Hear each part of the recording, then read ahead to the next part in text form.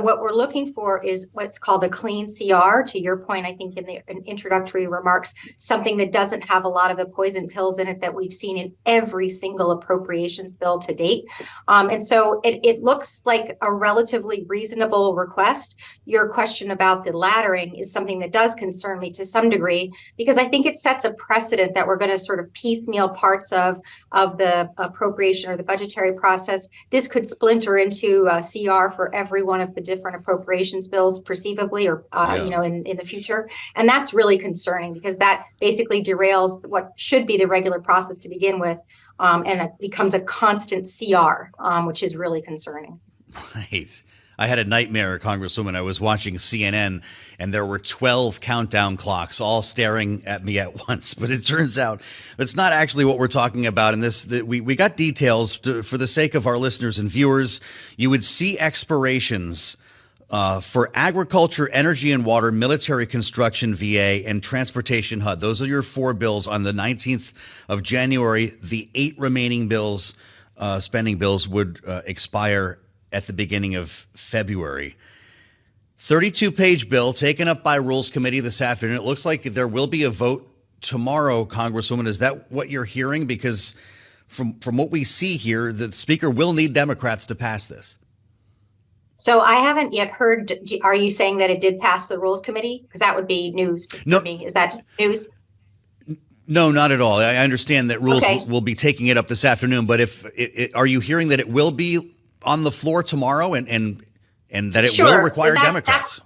That's part of the magic, right? First and foremost, it has to pass rules. And then when it gets to the floor, it has to pass another request to pass the rule on the floor for the whole body. And that requires that a majority of us say that we're ready to vote on this. So 2 things have to happen before we even have the possibility of voting on this CR together as a whole body. And Congress is sort of a wild ride lately, and that's not always a given. In fact, we've seen rules go down at least once or twice that I can remember in the last 6 or 7 months. So nothing is a given.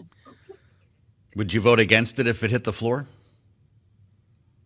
So I don't know yet is the answer to that. I feel as though it's a relatively speaking earnest effort. I do worry about the precedent that it sets in terms of the splintering of, to your point, the 12 different or 14 different countdown clocks. I am frustrated that we're at this place, and really frustrated that we don't seem to be able to get along with one another across the aisle, but also within the Republican Party itself. And so it's just high weirdness, as my father used to say, and high dysfunction right now. And I'm hoping we do the right thing for the American people as quickly as possible. High weirdness.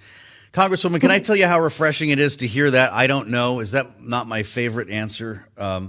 Look, we all really appreciate your honesty, because I know that this hasn't been fully baked. Has the Democratic leadership, has Hakeem Jeffries weighed in on this, or is that the next step for you? No, to my knowledge right now, he has not weighed on it. They have not weighed in on it. I'll be interested to see what they say. That being said, I think each one of us has to kind of make our own choices, in this Congress. And I think it remains to be seen what this particular effort will look like once it comes out of rules, or once it goes through, its initial votes, or any of those other processes. And so I do have to say, I don't know. I think it's the appropriate answer right now. But Congress has this ability to sort of move at lightning speed or at glacial speed. And I hope that lightning speed, effective lightning speed, will be the choice this time. Well, let's say we pass a CR by the grace of God, the government doesn't shut down. Then it's the matter of dealing with the supplemental budget request that came from the White House many weeks ago now, Congresswoman. You don't need me to tell you. Money for Israel, money for Ukraine. They were packaged with Taiwan and border security. The first thing the new speaker did was strip apart or bifurcate, to use his word, the funding for Israel. How many weeks can this go on for? Because this is clearly delaying things, whether it's the right way to go or not. How many weeks do we have before this becomes an urgent matter in both Israel and Ukraine? Not many is the answer to that question. Several is, I think, probably the best estimate. And I agree that it is disappointing that the CR did not include any supplemental funding. And I very much believe that the supplemental funding should be all inclusive. All of the things that President Biden has asked for, Ukraine, the border, making sure Israel is protected, a lot of the emergency funding as well. And I feel as though that's something that really is pressing right now. But to answer your question, my impression is within the next several weeks, we really need to move forward on that. And if you look at where the votes are, we have the votes on the House side, certainly somewhere on the order of 300 or so of us, I believe, would vote for that sort of a package. What we don't have is necessarily it getting through rules and then getting it for a final vote on the floor.